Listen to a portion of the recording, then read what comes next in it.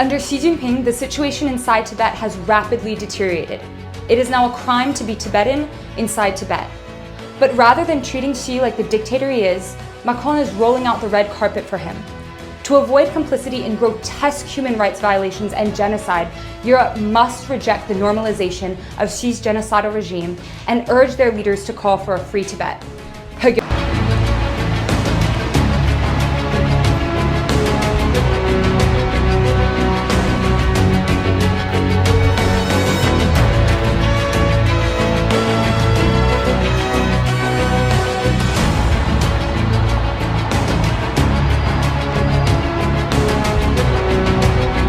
Doing business with China means being complicit in Xi Jinping's bloody crimes.